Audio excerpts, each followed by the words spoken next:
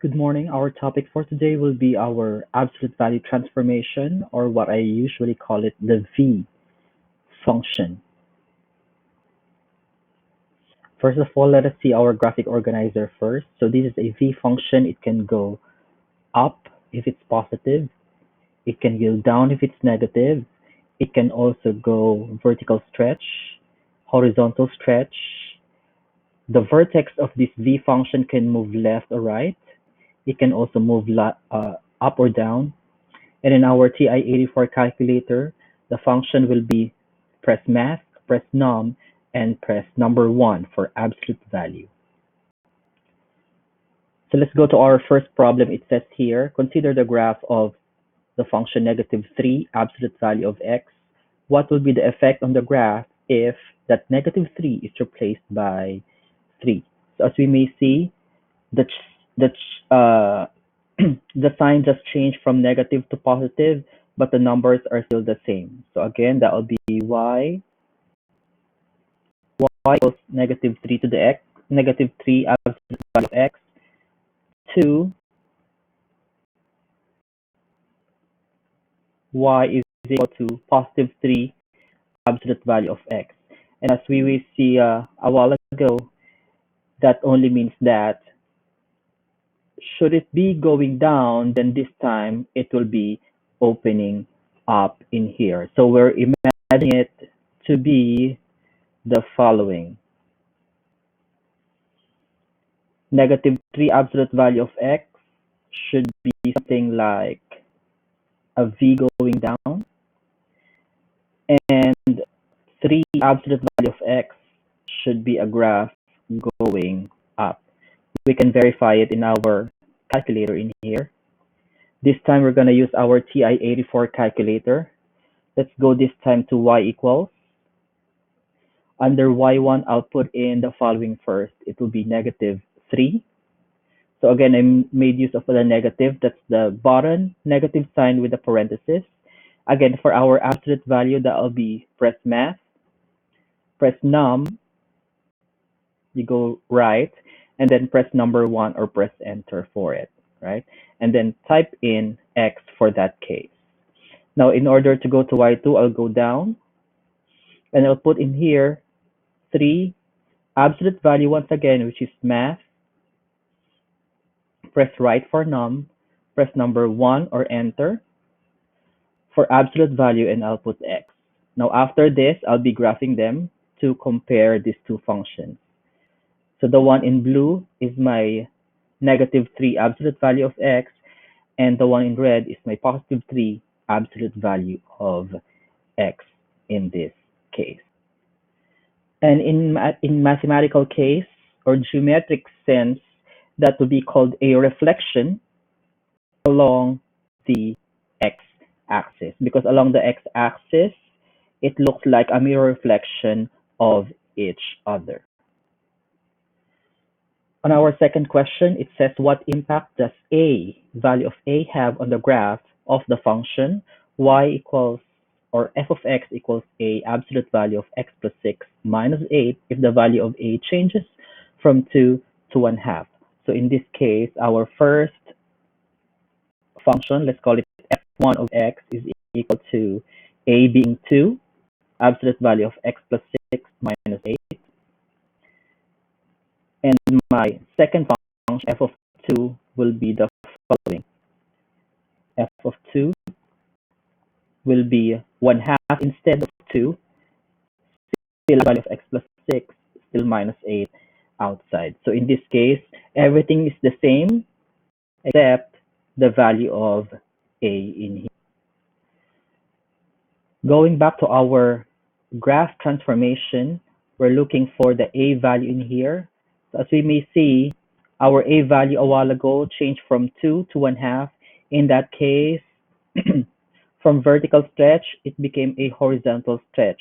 So we are imagining the function value or the function graph itself to be stretched horizontally in that case. So let's see how it will do on our graph in here.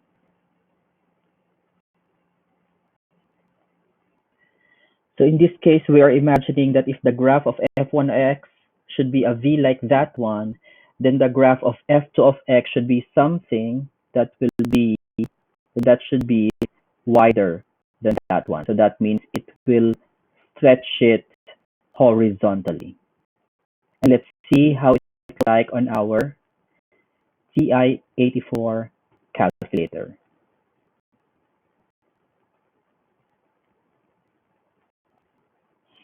So we'll put in here, go to y equals again, and this time, let's clear everything first. The best way to clear everything is to press second plus 7, 1, and 2. That will reset the whole calculator. It should say random access memory cleared. So once again, let's go to y equals and put in the following. 2. Again, absolute value is math. Press right for num. Press number 1 for absolute value. And I'll put the following in there. X plus 6 minus 8. So again, I'll put in here x plus 6 inside, and then I'll put press right arrow and I'll put minus 8. Now on y2, I'll press down. I'll put 1/2 in here instead. So for our fraction, I'll put the following. That's alpha. Y equals enter for our fraction. That'll be 1. Down will be 2. That's the denominator. Press right to get out of the fraction.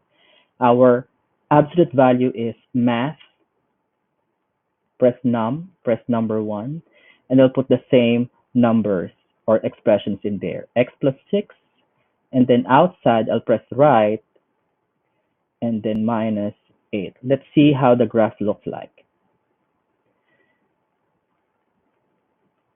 So we've noticed that the blue one is a equals 2, and the red one is when a equals 1/2. And as we may see, the vertex in there is at negative 6, negative 8. They have the same vertex, but the red or the second function is wider. There's a horizontal stretch that happened along that vertex. The third and the last problem in here is about the movement of the absolute value vertex from here 5 units to the left and 3 units down. Again, that says 5 units to the left and 3 units down in there. So I'm circling the numbers and putting a box on the keywords.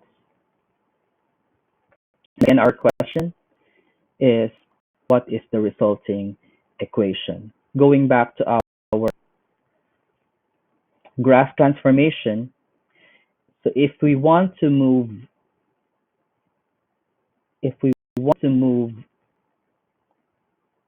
left and down, let's see in here which one we should use.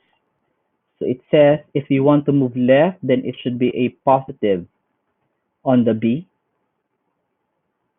And if you want to move down, then that means it's a negative on the C. Again, move left means positive on the B inside the absolute value, and down means negative outside the absolute value.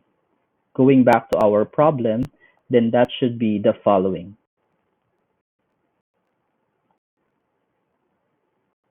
Y should be equal to X. Left means positive 5, absolute value. Outside means down 3 units, and that will be negative 3 in here. Now let's try to graph this one as compared this new function, absolute value of x plus 5 minus 3, as compared to absolute value of x. In this case, I would be using a Desmos app, but you can also use your TI-84 calculator. So for the first, on the y1, I'll put in the following. Y is equal to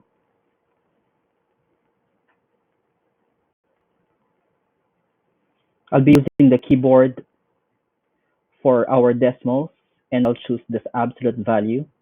and I'll put in x in there.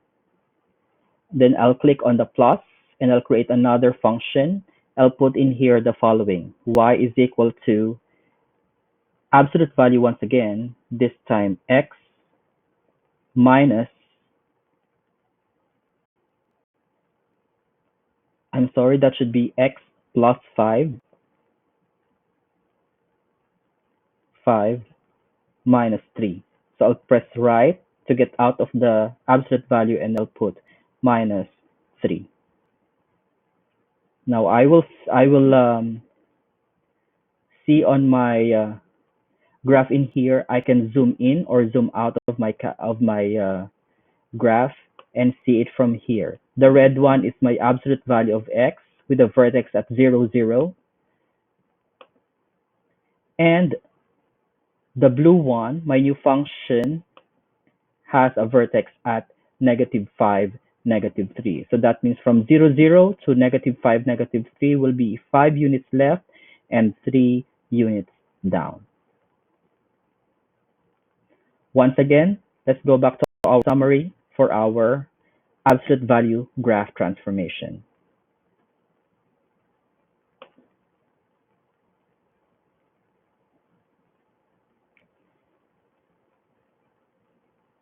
Take time to answer this particular example problem.